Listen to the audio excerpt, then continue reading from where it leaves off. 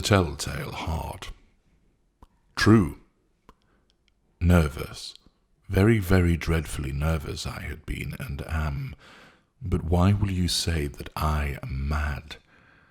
The disease had sharpened my senses, not destroyed, not dulled them. Above all was the sense of hearing acute. I heard all things in the heaven and in the earth. I heard many things in hell. How then am I mad?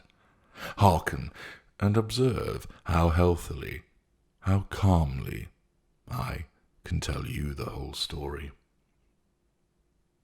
It is impossible to say how the first idea entered my brain, but once conceived, it haunted me day and night. Object, there was none. Passion, there was none. I loved the old man. He had never wronged me. He had never given me insult. For his gold I had no desire. I think it was his eye. Yes, it was this. He had the eye of a vulture, a pale blue eye with a film over it. Whenever it fell upon me, my blood ran cold, and so by degrees, very gradually, I made up my mind to take the life of the old man, and thus rid myself of the eye forever. Now, this is the point. You fancy me mad. Madmen know nothing. But you should have seen me. You should have seen how wisely I proceeded, with what caution, with what foresight, with what dissimulation I went to work.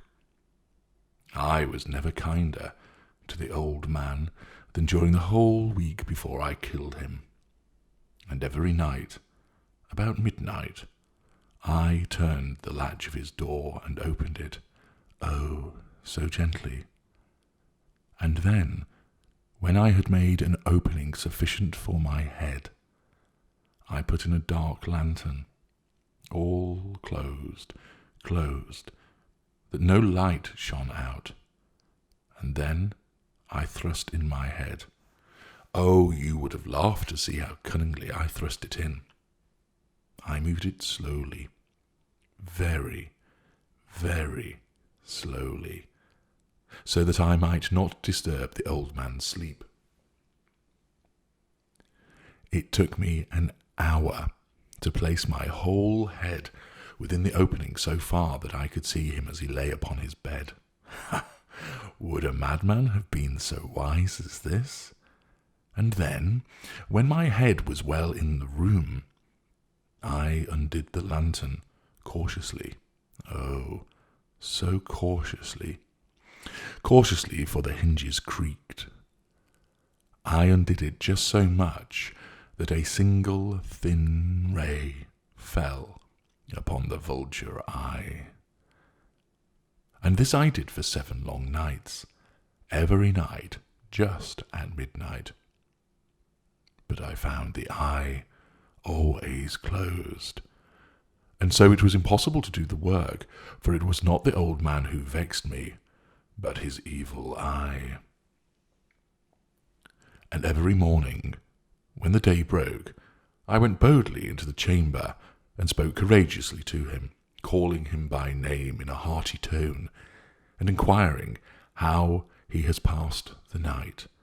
So you see, he would have been a very profound old man, indeed, to suspect that every night, just at 12, I looked in upon him while he slept.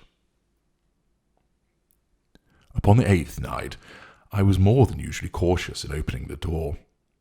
A watch's minute hand moves more quickly than did mine.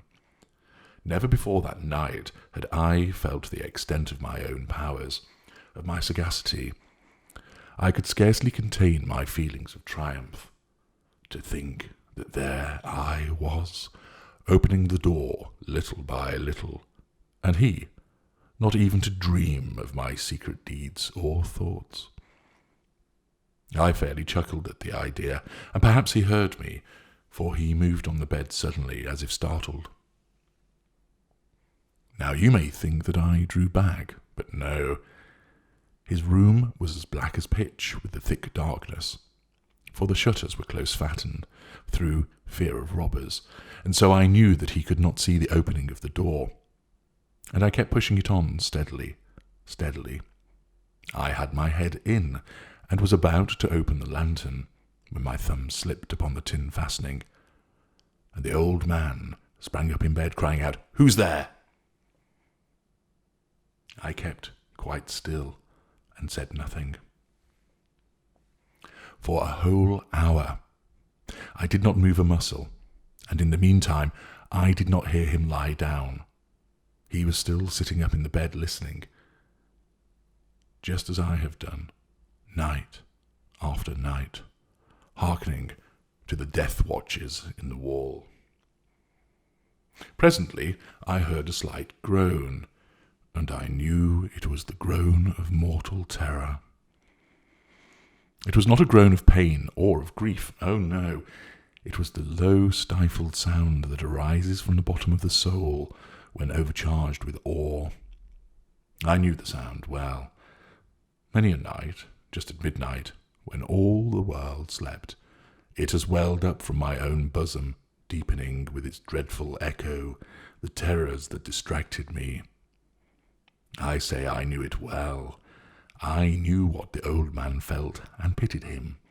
Although I chuckled at heart, I knew that he had been lying awake ever since the first slight noise, when he had turned in his bed. His fears had been ever since growing upon him. He had been trying to fancy them causeless, but could not. He had been saying to himself, "It is nothing but the wind in the chimney, it is only a mouse crossing the floor." Or, "It is merely a cricket which has made a single chirp." Yes, he had been trying to comfort himself with these suppositions, but he had found all in vain,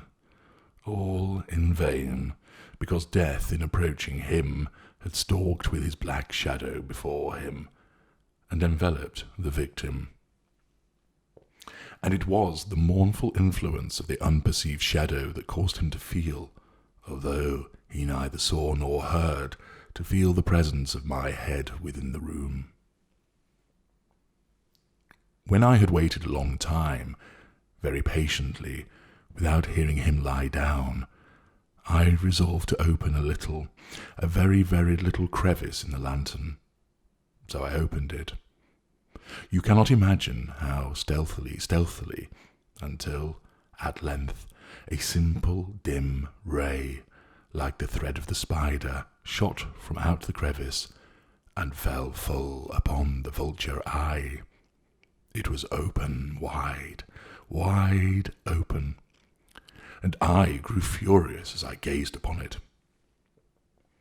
I saw it with perfect distinctness, all a dull blue, with a hideous veil over it that chilled the very marrow in my bones. But I could see nothing else of the man's face or person, for I had directed the ray, as if by instinct, precisely upon the damned spot.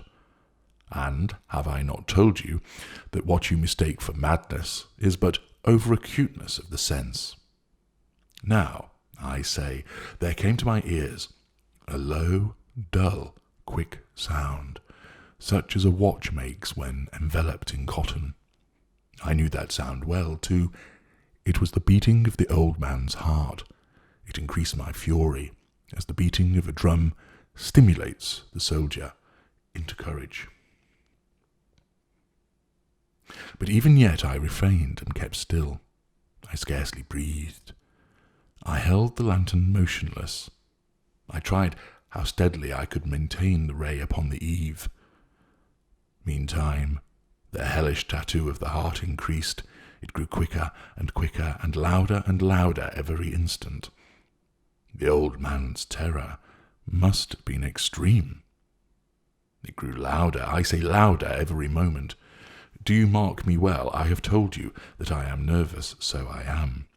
And now, at the dead hour of the night, amid the dreadful silence of that old house, so strange a noise as this excited me to uncontrollable terror.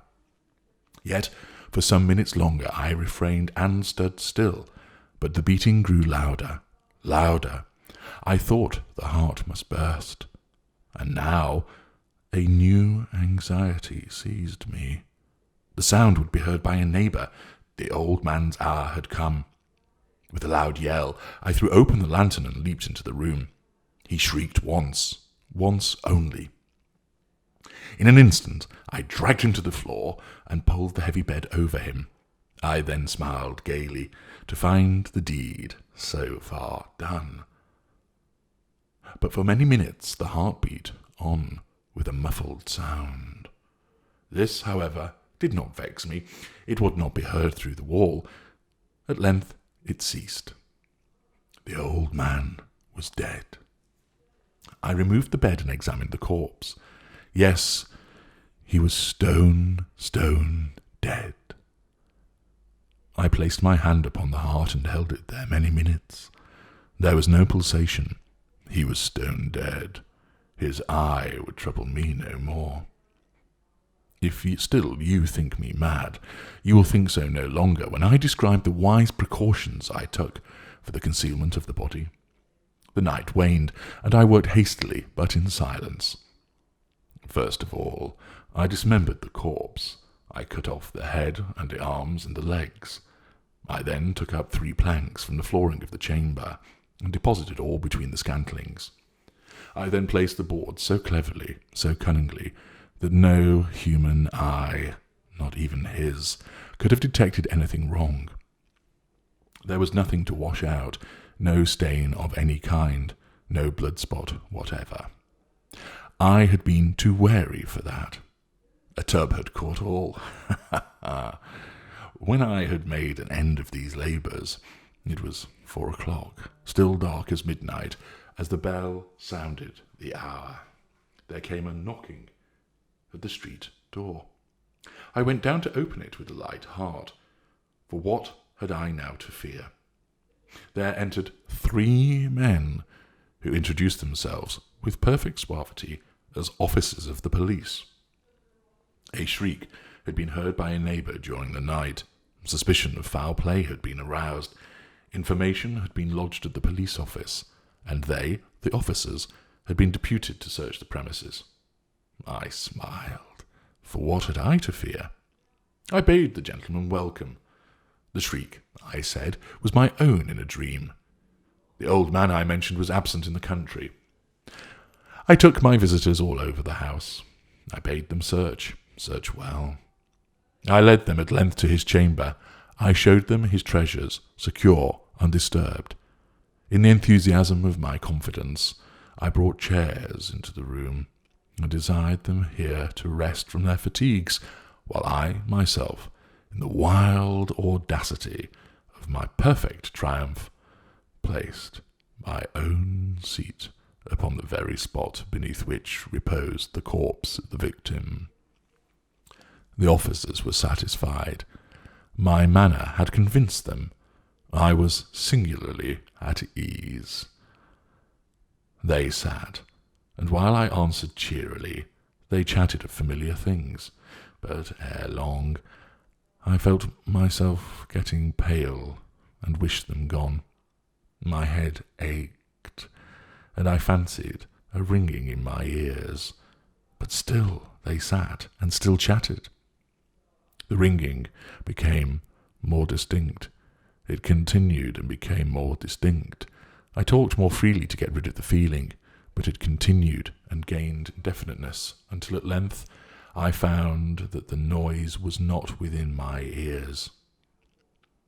No doubt I now grew very pale, but I talked more fluently and with a heightened voice. Yet the sound increased, and what could I do?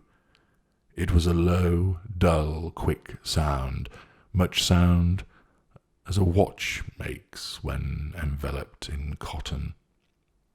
I gasped for breath, and yet the officers heard it not.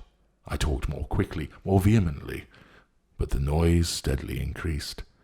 I arose and argued about trifles in a high key and with violent gesticulations. But the noise steadily increased. Why would they not be gone? I paced the floor to and fro with heavy strides, as if excited to fury by the observations of the men, but the noise steadily increased. Oh, God, what could I do? I foamed, I raved, I swore. I swung the chair upon which I had been sitting, and grated it upon the boards, but the noise arose over all and continually increased. It grew louder, louder, louder, and still the men chatted pleasantly and smiled. Was it possible they heard not? Almighty God, no, no. They heard, they suspected, they knew. They were making a mockery of my horror. This I thought, this I think. But anything was better than this agony. Anything was more tolerable than this derision.